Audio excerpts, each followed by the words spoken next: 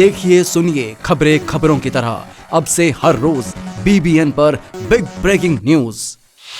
जय हिंद। बीबीएन से मैं शालिनी चौहान और अब सुनिए हेडलाइंस। चेन्नई में कांग्रेस ने एलआईसी कार्यालय के बाहर अडानी स्टॉक क्रैश मुद्दे पर प्रदर्शन किया। उत्तराखंड के चमोली जिले के कर्णप्रयाग क्षेत्र में 38 घरों में दरारें हुई। कर्णप्रयाग के स्थानीय तहसीलदार ने कहा, इससे 38 परिवार प्रभावित हुए हैं। मकान खाली करने के बाद सभी प्रभावित परिवारों को नगर पालिका के रैन बसेरों और आईटीआई कॉलेज की कक्षाओं में स्थानांतरित कर दिया गया है। आज सुबह इंदिरापुरम के शक्ति खंड 3 में एक गोदाम में आग लगने की सूचना प्राप्त हुई। ये फर्नीचर का गोदाम था।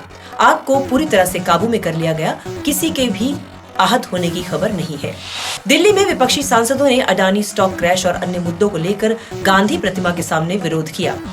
कर्नाटक के मुख्यमंत्री बसवराज बोम्मई ने कहा, अगले 5 वर्ष नवीकरणीय ऊर्जा, हाइड्रोजन और अमोनिया सहित ऊर्जा के नए अवतारों के उत्पादन के लिए बहुत महत्वपूर्ण होने वाले हैं। हमारा लक्ष्य देश में नंबर 1 इलेक्ट्रॉनिक वाहन निर्माण करना है और हमारे पास इलेक्ट्रॉनिक वाहन नीति भी है जो निवेशकों के लिए अनुकूल है।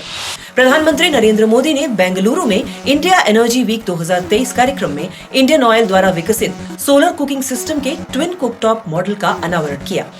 दिल्ली नगर निगम में मेयर के चुनाव के दौरान एमसीडी मुख्यालय सिविक सेंटर में हंगामा शुरू हो गया। हंगामे के कारण सदन अनिश्चित काल के लिए स्थगित कर दिया गया।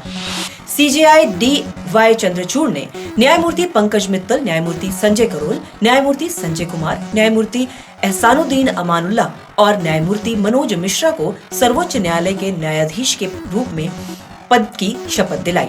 तुर्की और सीरिया में भूकंप से 300 से अधिक लोगों की मौत, कई इमारतें मलबे में तब्दील हुई। मुस्लिम पर्सनल लॉ बोर्ड ने किया यूनिफॉर्म सिविल कोड का विरोध, इसे संविधान की भावना के खिलाफ बताया। लाहौल और स्पीति में भूस्खलन, 2 लोगों की मौत, 1 लापता। संघ प्रमुख मोहन भागवत ने कहा कि जाति भगवान ने नहीं पंडितों ने बनाई, जो कि गलत था। भारतीय संगीतकार रिकी केज ने जीता 3रा ग्रैमी अवार्ड। ऐसा करने वाले वे पहले भारतीय बने।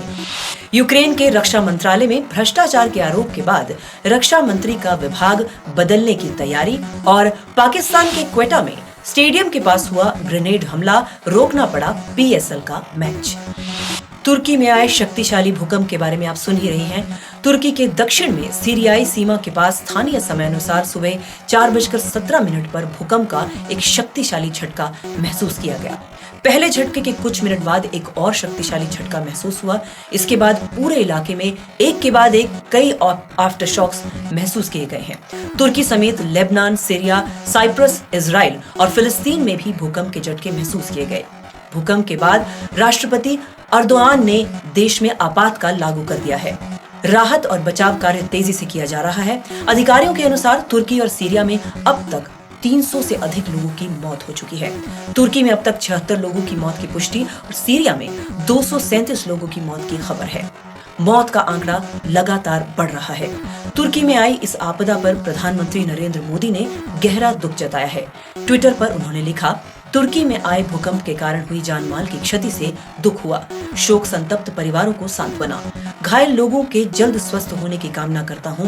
भारत तुर्की के लोगों के साथ खड़ा है और इस संकट से उबरने में हर संभव मदद करने को तैयार है। तो ये थी हेडलाइंस। ऐसी ही और खबरों के लिए बने रहिए बीबीएन वर्ल्ड न्यूज के साथ। लाइक, शेयर, सब्सक्राइब करना ना भूलिएगा। जय हिंद। खबरें अभी और भी हैं, बने रहिए हमारे साथ।